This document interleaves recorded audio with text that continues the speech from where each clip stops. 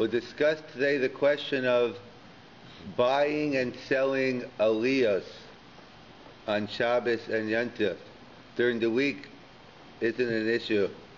Our question would be buying and selling. In the States, that's quite common. Yeah, it's not a problem during the week. I'm only discussing the issue of, not that it doesn't happen, I'm discussing the question of, and we know the custom is on Simchas Torah in many places, and in Taharesa people buy and sell Aliyas or Psukim. Right. So the first one to raise the question was the Yam Shel Shlomo about 400 years ago, in terms of if one could sell, and it's a discussion, it's a machlokas among the poskim. I think the minhag in Chasidi Astraish was that even if you got outbid, in other words, you started off 100, 150, 200, whatever, even if you didn't win, whatever you bid, the minhag was to give. Yeah. Obviously, it's not very popular today. I don't think you'll get that much money if you tried that today. That was the old minhag, that whatever you bid, that's what you paid, even if you didn't get the aliyah.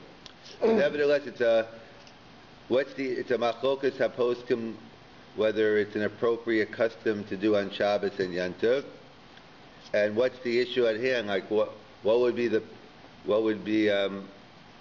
potential problem? Well, doing business on Shabbos.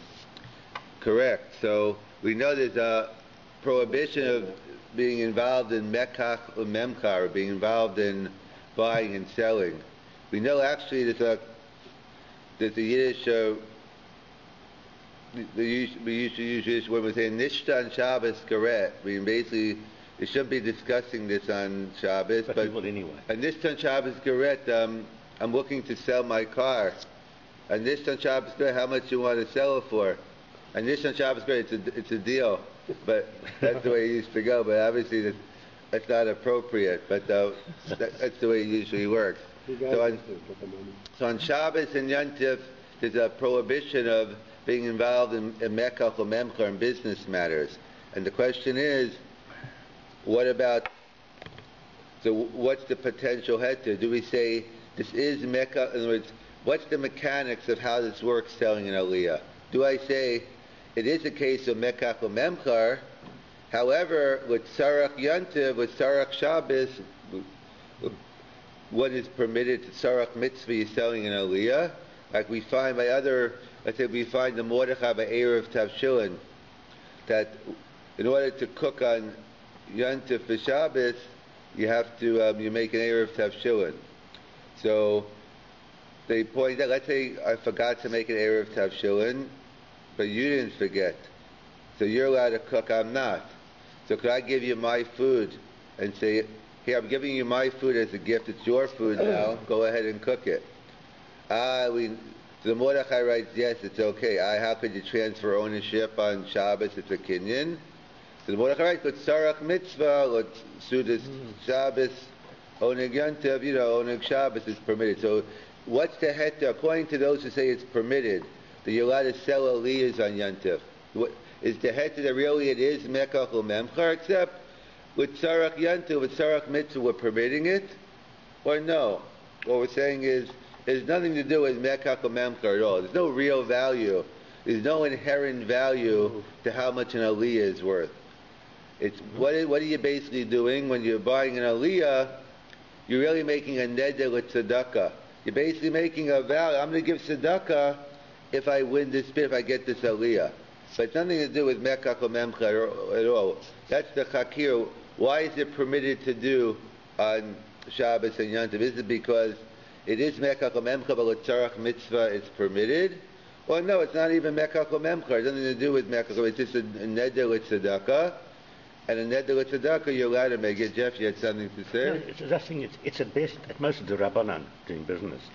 Because it's removed from the atmosphere. Correct. The concern is you might come to ride or do other things. Yes. Yeah. So one could argue that the Gezerah was never intended for mitzvah purposes. Yeah, that's the first side. That's what we're saying, right? Yes. That with tzarach mitzvah, so like we have a principle, b'makam choli lo gozu d'Rabbanan. We have a general rule. When we're dealing with a sick person, we assume the rabbis never instituted the rabbinic decrees, and therefore the rabbinic decrees that normally apply. If someone's sick, by definition, we know it doesn't apply. So similarly here, we have with tzarach mitzvahs. That's the issue. So either way, according to the approach that it's mutter, what's the difference why it's mutter? What do I care if it's permitted because it's mekach u'memchar and it's permitted because it's a mitzvah? Or it's a case of neder l'tzedakah, my nafkamina, as they say. What's the practical difference? Either way, I could go ahead and buy the aliyas. So what's the difference if I say it's mekach u'memchar or tzarach mitzvah, or it's neder l'tzedakah? So we'll bring down some interesting questions. So Rav Silverstein, who I think he's the son-in-law of Rebbe Yashav in Eretz Yisrael, the wackos seem to find him all the time. He comes up with the most amazing questions that you find in his Sfarim. Here's the following question. It was Simchas Torah, and this person was ran back after davening to get his children for the hakafas. He wanted to go around and have them around for the dancing and singing. So meanwhile they were selling the aliyas. So he ran back. He came back towards the end, and he walked in. They were saying 1,000 for Chassan Torah. You think, wow, the economy must be bad this year. That's it? Only 1,000 for Chassan Torah? 1,100. He walks in. And sure enough, he wins 1,100. He's so happy. He gets Chassan Torah. He's having a joyous Simchat Torah until he gets the bill in the mail. Instead of thinking it was 1,100 shkolim, there was really $1,100, which is a lot more than 1,100 shkolim. So the question is, what is he obligated to pay now? He had in mind 1,100 shkolim. He was Israel. He figured they're doing shkolim, and then when he got the bill, it was $1,100. Which one is he obligated to pay? $1,100 or 1,100 shkolim? I would say neither of them. If it's a mechkar, the first thing, it's a mechkar tzas. He never made the agreement that they thought he made. And the other way, he never made the neder that way. So either way, he's not obliged. He's got to be obliged to something. Okay, if you want to, I know my answer's wrong, but what you said, enough to mean it. Right, so now we'll explain why he's wrong. So, yeah. We do that every morning. Exactly, that's why he's there to elucidate to explain the opinion. So, Rav Silverstein explains as follows. He says, if it's working midin neder, so he's chayv 1,100 shkolim. In other words, if it's a neder, it's a tzedakah, I know it goes what I'm thinking. It doesn't make a difference. It doesn't do with anyone else in the room. If I have in mind when I say 100, that I mean 100 shkolim, it doesn't make a difference with anyone else. If it's working, I'm making a neder tzedakah. Whatever I thought I was giving, that's what I'm giving. So if it's a neder, he's clearly obligated 1,100 shkolim. What about if it's mekach or memchar? So that's what he points out. There's another Gemara that there's halacha that in a similar situation, when you do something, the case of the Gemara is like this. Someone's father passed away, and he had a bunch of cows and sheep in his backyard. So after the Shiva, the kids were hungry. They figured, let's have some nice lamb chops, some rib steak. So they slaughtered the cow, whatever it was, and they had a dinner for the next while. Some guy shows up at his door next week saying, by the way, your father borrowed my cows. Could I have them back? Oh, do you mean the cows that were in the backyard? Yeah, don't worry, we had dinner already. They're no longer there. The shaila is, are they chayav to pay? Like they thought it was the father's. There's halach in Chosh and Mishpat, Mishalei Mashenene. You have to pay for something that what it's worth. In other words, what a reasonable fair value is. In other words, these people, let's say, if they were buying the cows, they wouldn't have spent $500 on the cow. Let's say they would have spent, let's say $300 or whatever the amount. So you have to find somewhere in between what's considered at least a fair value for what they would have paid for that amount. So therefore, it's the same thing here. You find somewhere between 1,100 shkolim and $1,100. Try to find some amount which is reasonable that someone would have paid, or he would have paid for the amount. But it's perfectly arguable because somebody had already bid $1,000 that it was worth that. No, right, but here it's not. No, right here, but But here it's not an objective. It's something which wasn't an objective value, right? But or you could argue from the fact that he only bid 1,100. He thinks that's all it's worth, also. But what he thinks it's worth isn't what the synagogue is going to be out. No, either way, either way. He should be paying at least $1,000 because that's what they would have gotten if he hadn't opened his mouth. No, that's what some bring down. That's not what he actually says, but that's what some bring down. No, because the issue isn't if you're saying if it's working within Choshen Mishpat, the fact that it's if you're saying it's working within Choshen Mishpat, you should have to pay.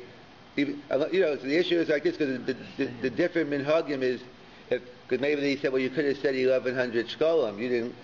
That's one of the minhagim when you make announcements on Shabbos or Yontif. You don't want to say dollars because it doesn't look like dollars on Shabbos and Yontif. So some people used to say, let's say 100 pennies, and you have to try to. It's very confusing. Or people say 100 without the dollar. So therefore, in terms of kosher, so even though that person's out the whole cow, he doesn't have to pay the whole amount. That's the base. I hear what you're saying in terms of the Gemara. You didn't have to pay the full amount of the cows. It's what he would have paid for that. Oh, I see. That's because he made an honest mistake. He was eating the cows thinking it was his, and when he made but what was the mistake? So I understand how it is. The shul would be out money, but the point is, it's not technically out because we assume until they actually made the pledge, it was. In other words, it doesn't become the fact he says I'm willing to give $1,000 to get the. They never said yes yet.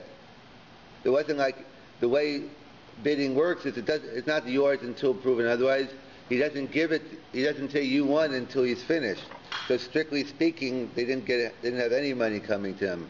Yes. In terms of from technical point of view. It is true the show will be out money. That is true, but we're trying to but then what he doesn't have to. We're trying to work out some compromise in between the 1,100 shkolim and 11. It's not black and white what the amount would be. Yes. Yeah, I understand why Mecher doesn't work here. You can't cancel the transaction because he's already benefited from he's already had enough of it. He's gone up and had his aliyah. Exactly, yeah. It's something to do with Because before his aliyah, you could cancel it. It's not a mechak tos. It's a mechak. The question is how much money he wanted to pay for. It wasn't a case where. But I mean, it wasn't a case where he wasn't getting what he exactly got what he wanted. It was an issue of how much he had to pay for it. I mean, if he discovered the error before he had the aliyah, he could cancel it. I'll give you another example. Let's say let's say that you're bidding for an aliyah. Okay, 50, 100, 150, 200, 300, so 350. So the person said, let's say 400, but the gabbai heard 350. It wouldn't happen here, don't worry, right? So let's say he bid $400 and the gabbai heard 350. He said, it sold 350 to Chaim Yanko, even though he actually said 400. What is he obligated to pay? 350 or 400? 400. Tzedakah. He had in mind to give 400. So tzedakah, you must give. Right. So if it works, midin neder tzedakah, he'd have to give what he bid, 400. Yes.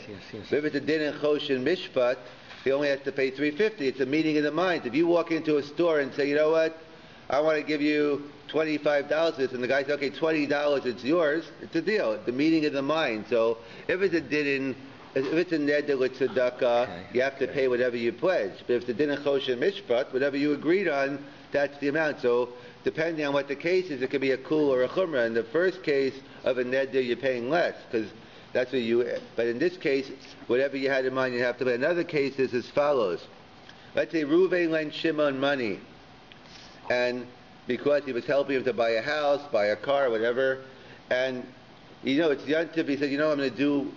Shimon's going to do Reuven a favor. He's going to buy him an aliyah. But so Shimon buys an aliyah, and then when Reuven gets up to, he asks the gabbai, "Who bought this aliyah for me?" Oh, Shimon, the one you're helping out with the house. He said, "I can't take it. It's ribbis. There's halacha, perhaps not even saying thank you to someone who lends you money, but there's an issue of ribbis here that you can't benefit. Like if he gave you like a gift, that's definitely usher. So the question is it a problem here of ribbis, the taking an aliyah because you lend someone money? So if it's working midin choshen mishpat, so then it's a case of mekach or memcha, then we can discuss it's a question of ribbis, and it's a question, what do we do to get out of it? But if it's a case of neder tzedakah, it's already done. You already got the covered, meaning there's nothing, you don't have to give it up. So in that case, I think he asked the Rav, and the Rav just said, just buy it yourself. In other words, instead of getting into the issue of ribbis, he said, you just pay for the aliyah, and therefore you avoid the problem. I don't know how happy Reuven was. Now he had to pay for the aliyah anyway, he's going to need the money. But that'd be if it's a case of mekach or memcha, then we could deal all that whether the hilchos ribbis apply or not. If it's a din of neder or tzedakah, it has nothing to do with ribbis. There's no mekach or memcha happening, and therefore there's nothing to do. You already called up the guy for now. He already got the covered. I'm still struggling with the example of the cow. Right. Because the fellow who brought the cows over into for just to be stored there or whatever is expecting to get market value for the cow. Why he should get anything less than market value for the cow because this other person misunderstood is totally beyond me. And I'm wondering, especially say he was not Jewish, then how could you obligate him by our peculiar laws to say you should get less than market value because I didn't know it was your cow? No, first I think right in the case where we're talking over there, we were talking about a Jew anyway. But I'm saying no. But no, the question is, what does mishali mashanena mean? In other words, obviously, if it was a case where those people were negligent, like they shouldn't, we need a lot more details to the case. I was just giving the rule. In other words, obviously, if it's a case where the kid should have known that, let's say he had it right in front of him. These are not my cat. In other words, it doesn't matter whether he knew or he didn't know. No, maybe because, or let's say he was a shomer chinam. Let's say he's watching them for nothing. It was a case of, let's say, if it's a case of. But your shul case is the same case as he's bringing. It's also a problem. Why should the shul be out? No, I'm bringing the shul case. Why should the shul be out the money? Because this guy went, messed with his kids, came in, doesn't know what's up. No, because why? He comes in, he makes a mistake. No, according to your example, he made a mistake. No, so why should the shul get less money than the guy who bid 1,000? I know, because they should at least get the 1,000. I know, but the bid is 1,000. There was nothing binding, and it was the shul's fault. Why didn't they clarify what they wanted? Obviously, they should have said $1,000. Why didn't they clarify exactly the amount? Then it wouldn't have been a mistake either. So I'm saying, in a case where it's clear, in other words, let's say the guy's a shomer, so there are different rules. What you're obligated in, if this isn't considered an honor, this is something that happened out of the person's control. They had no reason to think. I think there's many details to what. I'm not saying you wouldn't be right. The deal what we're dealing with now is a case where obviously it wasn't the kid's fault. The kid, if it had the guy's name on the neck and he didn't read it, then that's something. It's basically you're negligent and you would be obligated. I'm saying the many. That's a whole big sugya. I'm just taking out one little point of because that's what he compares it to. But you're right. Obviously, certain cases they'd be totally responsible. If they announced $1,000 and he distorted 1,000 shkolim, then it's a different case. Then here it was a case where it's reason to believe it could have been 1,000 shkolim. Right. If he walks in, something usually sells for $100,000 and he says $500, then obviously it's not something an average. So it depends on a lot of factors. Another case. I'm a Levi. I'm very popular. So let's say someone is. And let's say so buying Aliyas to someone that I have a lot of friends here. So someone buys me Levi, and they also want to buy me Mafter. But obviously they don't necessarily tell you until afterwards. So it comes up Levi, then someone calls me up, and I thank whoever for buying it to me. Then that's it. And then comes to Mafter, they call me up again. The question is, can I get 2 Aliyas? So that's a discussion. I mean, the minig is, except for Simchas Torah. Svarim don't even do it on Simchas Torah. Our meaning is on Simchas Torah, like you get the regular Aliyah, then you can get Chasan Torah, Chasan Bereshis. But during the year, so strictly speaking, it's a discussion. Some say you shouldn't get 2 Aliyahs because then it looks like there was something wrong with your first Aliyah, maybe the way you were. So the minig is not to, but my Ikar Adin, according to some, you can get.